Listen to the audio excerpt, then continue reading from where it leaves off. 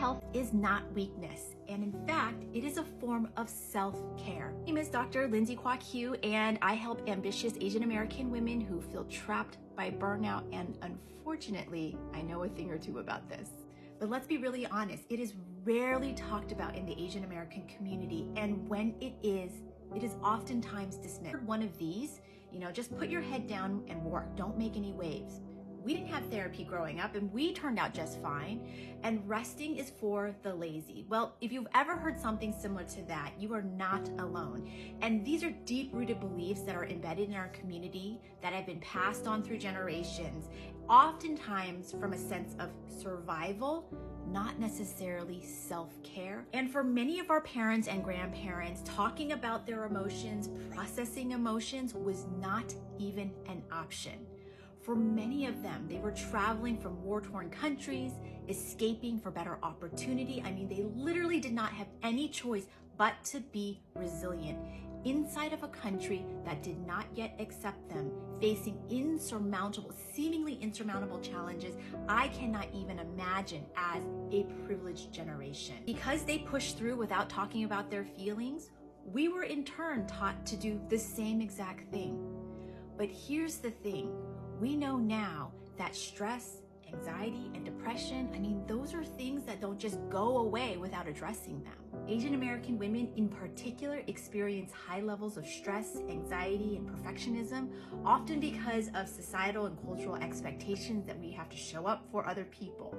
We as a community, as a collective, are the least likely to ask for help. And why is that?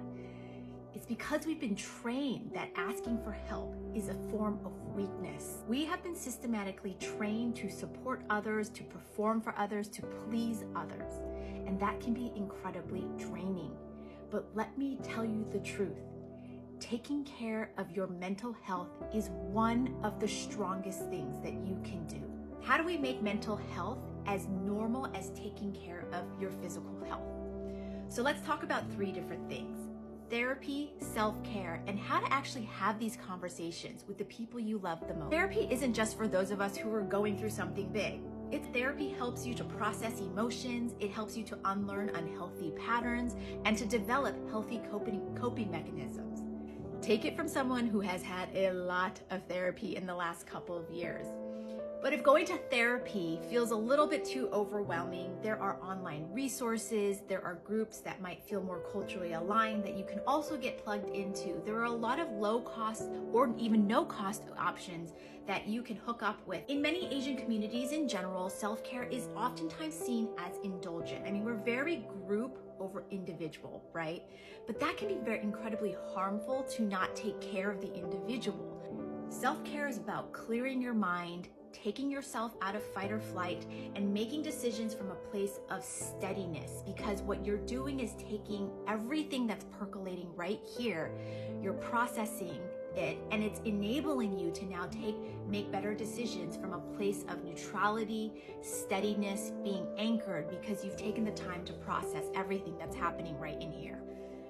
I know talking to friends or family about mental health can sometimes feel like an impossible endeavor, but here's a tip.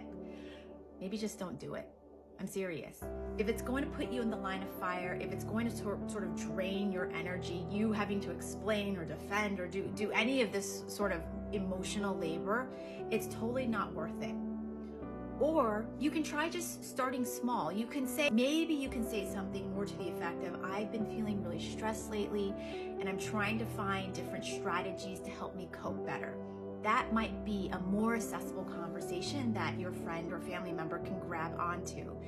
And by the way, if they don't understand you completely or at all, I want you to know that that is totally normal and it's absolutely okay. It's not a reflection of you and your inability to communicate. It's just a measure of where they are in the spectrum of mental health discussions. So you don't have to take on that responsibility and feel bad about that. So if you've ever hesitated to seek help, to talk about your mental health, to do something about it, let me tell you this. You are not alone.